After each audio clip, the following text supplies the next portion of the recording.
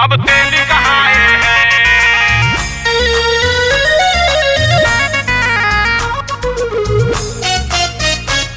अब तेल कहाँ है। अब तेल कहाँ है।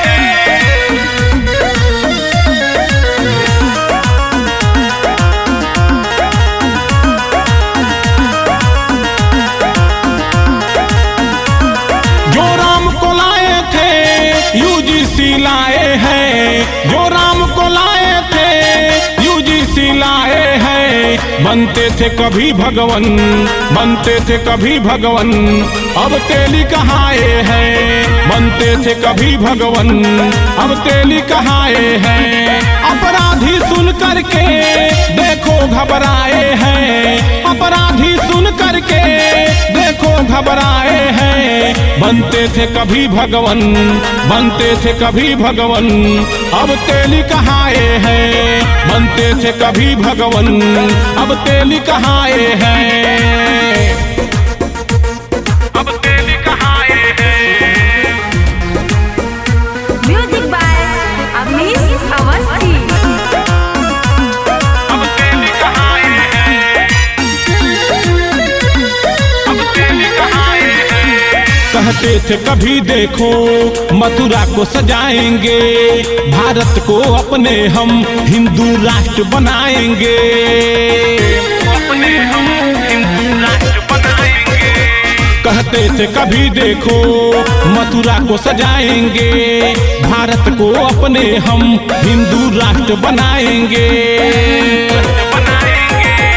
अब उनके अपने ही उनको ठुकराए हैं, अब उनके अपने ही उनको ठुकराए हैं। बनते थे कभी भगवन, बनते थे कभी भगवन, अब तेली कहाए हैं। बनते थे कभी भगवन, अब तेली कहाए हैं।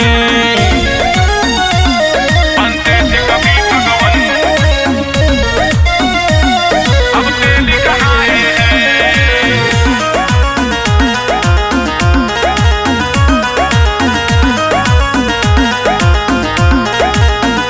जिनके मन में कचरा है यूजीसी से खतरा है। जातिवाद खत्म होगा संकट में पोथी पतरा है।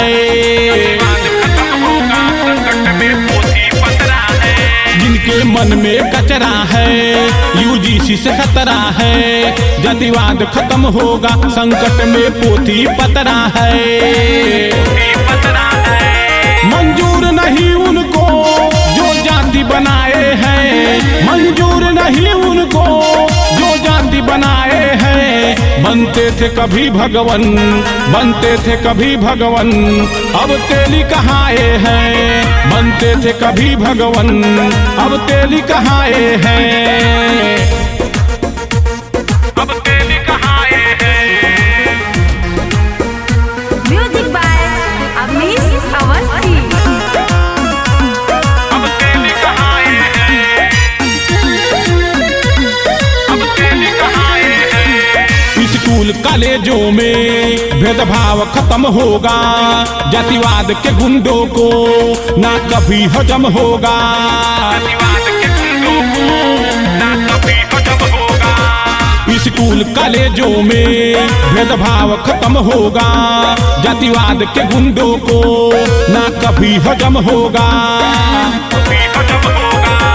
सुदर्शन परिवर्तन का ये गीत सुनाए हैं, सुदर्शन परिवर्तन का ये गीत सुनाए हैं। बनते थे कभी भगवन, बनते थे कभी भगवन, अब तेली कहाए हैं। बनते थे कभी भगवन, अब तेली कहाए हैं।